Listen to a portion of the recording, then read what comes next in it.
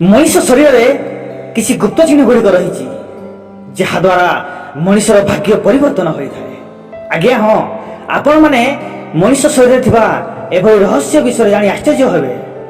ଯେଉଁ ଶିଶୁ ବା ବ୍ୟକ୍ତିଙ୍କ ଶରୀରରେ ଏଭଳି ଚିହ୍ନ ରହିଥାଏ ସେମାନେ ରାଜଯୋଗ ସହିତ ଜନ୍ମ ହୋଇଥାନ୍ତି। ଆସନ୍ତୁ ସେହି ଚିହ୍ନ ଗୁଡ଼ିକ ବିଷୟରେ ଜାଣିବା। ଅନୁରୋଧ, ଭିଡ଼ିଓଟିକୁ ଶେଷ ପର୍ଯ୍ୟନ୍ତ ଦେଖନ୍ତୁ। ଯେଉଁ ଲୋକଙ୍କର ପାଦରେ ପଦ୍ମ ବା ଚକ୍ର ଚିହ୍ନ ରହିଥାଏ ସେମାନେ ବହୁତ ଧନବାନ ହୋଇଥାନ୍ତି। ଏହି ଲୋକଙ୍କର ବହୁତ ଧନ ସମ୍ପତ୍ତି ରହିଥାଏ।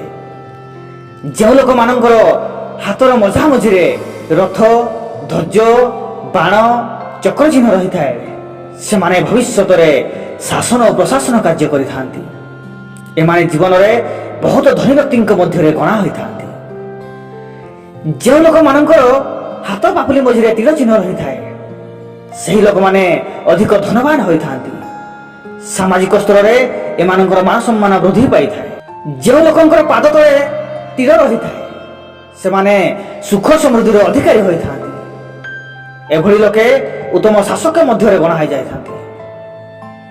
ଯେଉଁ ଲୋକମାନଙ୍କର ମଧ୍ୟମ ଆଙ୍ଗୁଳି ପର୍ଯ୍ୟନ୍ତ ହାତର ରେଖା ରହିଥାଏ ତାହେଲେ ସେମାନେ ସବୁ ସୁଖ, ଯଶ, ସମ୍ମାନ ପ୍ରାପ୍ତି ହୋଇଥାଏ। କିଛି ଲୋକଙ୍କର ହାତ ପାପୁଲି ମଝିରେ ମାଟିହାଣ୍ଡି ଚିହ୍ନ ରହିଥାଏ ତ ଆଉ କିଛି ଲୋକଙ୍କର ମୁଣ୍ଡ ବଡ଼ ହୋଇଥାଏ। ଏଭଳି ଲୋକମାନେ ଜୀବନରେ ଖୁବ୍ ଶୀଘ୍ର ସଫଳତା ଅର୍ଜନ କରିଥାନ୍ତି। ଏମାନଙ୍କ ପାଖରେ କେବେ ବି ଧନର ଅଭାବ ହୁଏ ନାହିଁ। ଯେଉଁ ଲୋକଙ୍କର ହାତରେ ଚକ୍ର, ଫୁଲ, ରଥ, ପଦ୍ମ ଚିହ୍ନ ରହିଥାଏ ସେମାନଙ୍କ ଉପରେ ସର୍ବଦା ଦେବୀ ଲକ୍ଷ୍ମୀଙ୍କ କୃପା ଦୃଷ୍ଟି ରହିଥାଏ।